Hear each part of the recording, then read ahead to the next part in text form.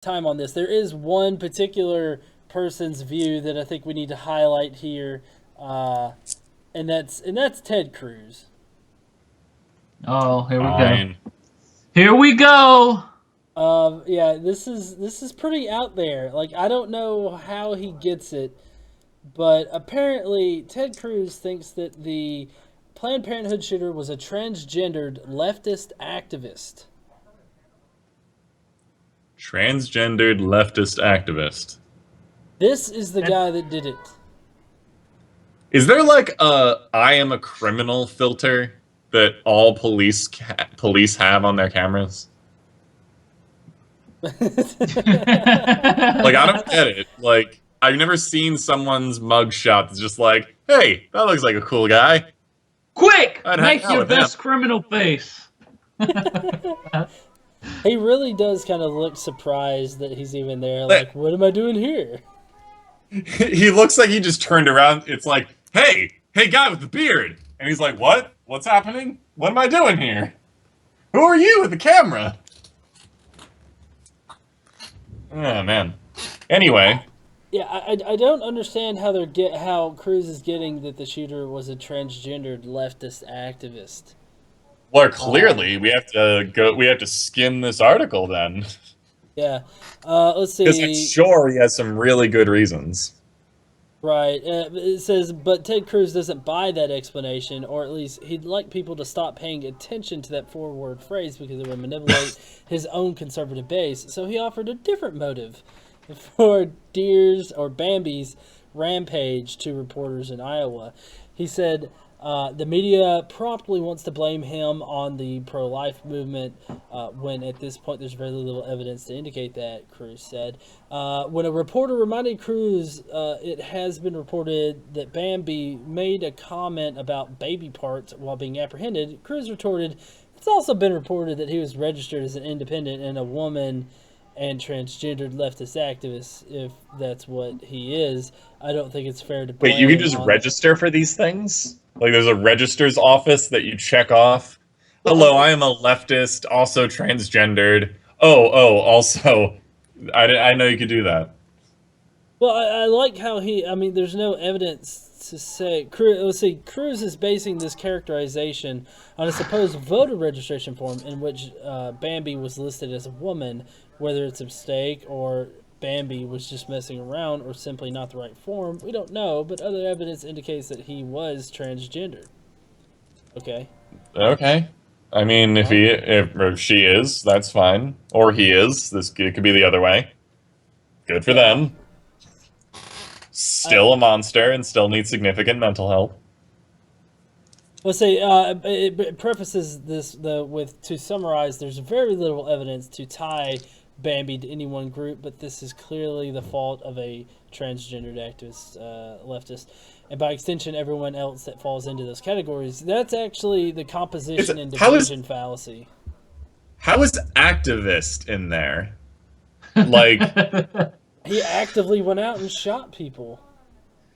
Well, true, but that means I actively went shopping today. Am I also an activist? You're an activist for people eating. I have eaten before. Can I make a point here? I just want to make the point that it's utterly ridiculous that he's saying that this is a transgender activist. He's obviously has his own agenda, and he's trying to paint this a certain way to negatively reflect on different communities. But let me say that I'll go out and say, okay, it's not impossible for a leftist, liberal, transgender, whatever activist to go shoot up a Planned Parenthood clinic. Not everyone on the left supports abortion. Okay, not everyone on the left is pro-choice. There are people on the left that are pro-life. I have a lot of friends that are pro-life. Doesn't mean they're going to go shoot up a clinic, but when you have someone that is actually mentally disturbed, you don't know what the fuck they're going to do, man. They could literally go shoot up a clinic for no reason at all. It doesn't mean that they wanted to end abortions. They could just go shoot up the clinic. Mentally disturbed. This is what you need to understand by that, is that they're really not thinking correctly. Their brain is not processing information properly. And honestly, anything that they can do is possible to occur. So yes, you could have a transgendered, mentally disturbed, leftist, I don't know what all the other terms were, activists go shoot up a Planned Parenthood clinic. Highly unlikely, but it's possible. Well, I would really like to point out how Cruz. He's also white and has a beard. Like, it seems like a lot of those characteristics are kind of incidental. Well, no, yeah, that's exactly. No, yeah. I mean, that's the important part, is there's actually, like, a causal link one could draw from, like, the pro-life ideology to these particular actions. And he seems to even admit that there is a connection there in some way by saying the baby parts, etc. Now, once we get more information, like interviews happen with this guy by the police, we'll probably get a more clearer picture if that information is released. But right now, it seems like that's the only causal link we have. These other characteristics seem incidental. Well, yes, that's actually what I really want to point out here is that what Cruz is doing is he's throwing us a red herring. Because he wants to draw attention away from the fact that he was pro-life, and he wants to focus on things that he disagrees with.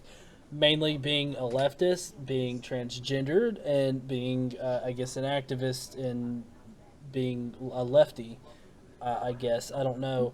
But it's really just a red herring in general for him to throw this out there. Because whether or not this guy was a transgendered person doesn't have any effect on the fact that he went into a Planned Parenthood, killed a bunch of people, killed 3 people for the purposes of advancing the whole pro-life or to stop Planned Parenthood, supposedly. Kind of like how Luke Skywalker destroyed the Death Star. He thought that he'd go in there and shoot a few people and it would just destroy the entire network of Planned Parenthood. We've got Laura in the comments. She said, I read that he was a loner who spent a lot of time in his cabin in the woods. That sounds a lot like it's entirely else. possible. Who's that? Who was that guy that went around? He lived in the woods. He's a survivalist guy, and he bombed a whole bunch of abortion clinics. Crap.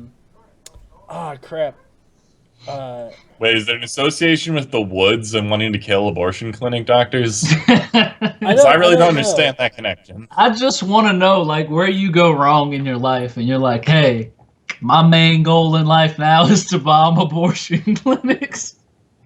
Like, what clicks in your brain that it's just like, you know what the best choice of action for the best direction for my life right now? Like, damn. I'm just gonna bomb abortion on this show, we a lot of the time on this show, we kind of give the benefit of the doubt or some other turn of phrase to people that commit crimes.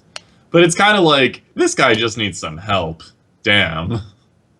Well, I do. The Unabomber. Yes, the Unabomber. I can't remember what his actual name was. I remember he wore a sweatshirt and sunglasses. Anyways, if you know the Unabomber's like actual 80% name, of young men look like him or something. Yeah. Sorry. Kaczynski, Ted Kaczynski. That's right, Ted Kaczynski. He Stop making him famous. Yeah, I know, right? I mean, it happened like when I was 5 years old. So, let's see. Yo. What? Fuck this guy, yo. Oh, I agree. Deplorable actions from a I'm getting really sick. Like, I'm tired of seeing this motherfucker's face on my screen. Like, right. Okay. Well, he'll be there the next time you close your eyes. Well, why did you just put that in my head, Dieter? Why did you just do that? You know the subconscious is powerful. Now I'm gonna have some nasty ass dreams tonight. Now everyone has to close their eyes and imagine just seeing his face slowly pan towards you while Pagliacci is singing in the background. Now we will all sleep easy tonight. No. Oh man, I will not be sleeping easy. Okay, so somebody make like a gif of that and I'll be so happy. Okay, so we're nearing the end of the show tonight. We usually try to keep this to about an hour and a half at max. So one thing that we haven't done yet, though, even though we spent the entire time on Planned Parenthood pretty much, which I think it was much needed subject to be discussed. We have our last segment. Aeolus, do you want to introduce it? It's time for my favorite segment of Reason. Hypocrite of the week. Woo! This week's hypocrite of the week is going to a pastor. He's been double charged with murder. Is that right? Is it murder? Yes. He's charged. Let's go ahead. Let's go ahead and get this guy. Right. He is A.B. Shermer, something, sex-addicted pastor who killed 2 Pennsylvania wives, probed by Dateline NBC tonight. Wait, so it says like church wives? Does that mean they're just wives that go to church, or is church wife a term I'm not familiar with? I have no idea. Let's see. Church. The disgraced pastor who was accused of killing his 2 of his church wives. I'm wondering if maybe he was polygamous, and he had multiple wives, but they weren't like official wives. They were just like they did the ceremony in the church to marry them, but they're not like officially like wives or anything like that. You know what I mean? I think that might be what church wives are. Well, it says in the middle of the article, but when a man in Shermer's congregation committed suicide, it prompted an investigation into Shermer's double life that included multiple affairs, sexual addiction, and murder. well, shit. What about that moral high ground, What used to be a delightful story of a polyamorous guy in a church has now become horrific murder. That's what happens when you actually read the article. Yeah.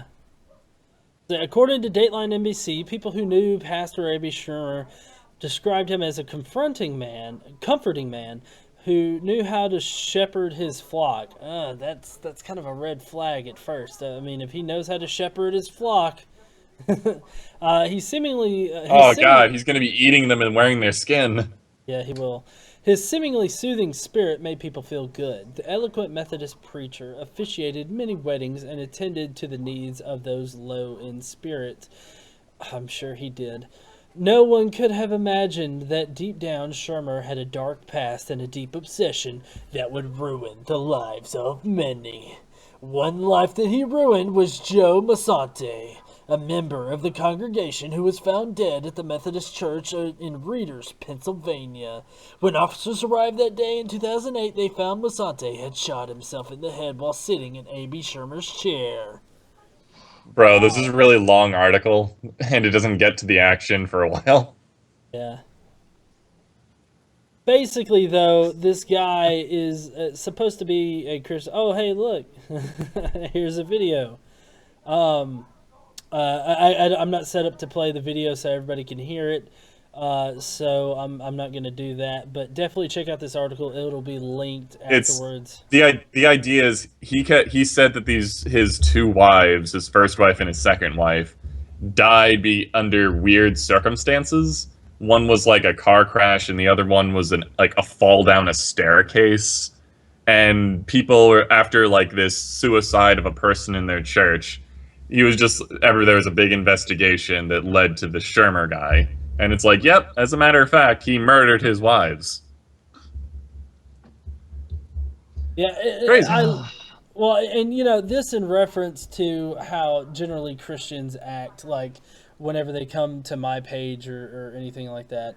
They like to stand on this moral high ground that you have to believe in God in order to be a good person or to have morality in general. And I find it hilarious because it takes like no time to find multiple religious people that have no morality. It seems like not just that they're sociopathic or something like that, but they actively don't have like a sense of morality like these religious people purport that you have as soon as you start sucking the dick of Jesus.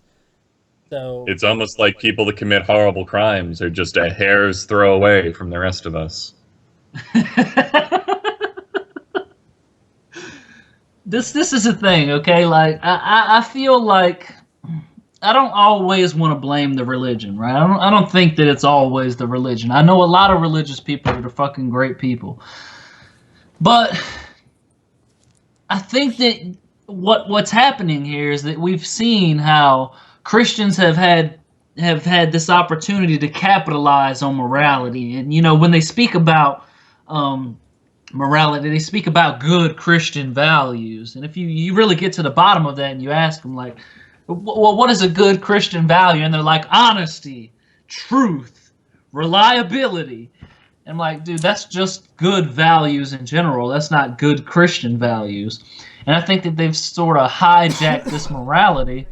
They've hijacked this morality in such an extreme way that when we see pastors or people who are supposed to be moral representatives in their community doing things like this, sometimes we get really flabbergasted, you know, but it shouldn't really be that surprising to us if we understand that there are good people, there are bad people, and that religion is just a vehicle that both groups of people use.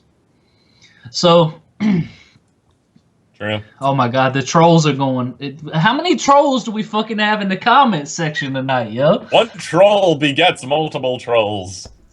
Apparently, I don't know Did you how feed close them I after get to the midnight? camera. Don't tell me you fed them after midnight. Okay, so, so I gotta. All right, so I think that it's pretty blatant that this guy is a troll, or not a troll, but is the hypocrite of the week. So Dieter, do you want to go ahead and stamp this guy?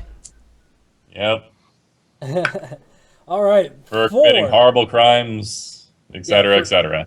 Yeah, I'm not even naming the crime. I don't even want to fucking name the crimes right now. It's terrible. It was double murder, Aeolus. He killed his wives and then lied about it. I know what it was. I sent GE this link. It's disgusting, man. So, for a double murder and lying about it for apparently almost a decade, and still trying to claim the moral high ground, hypocrite of the week. Boom. Hypocrite of the week.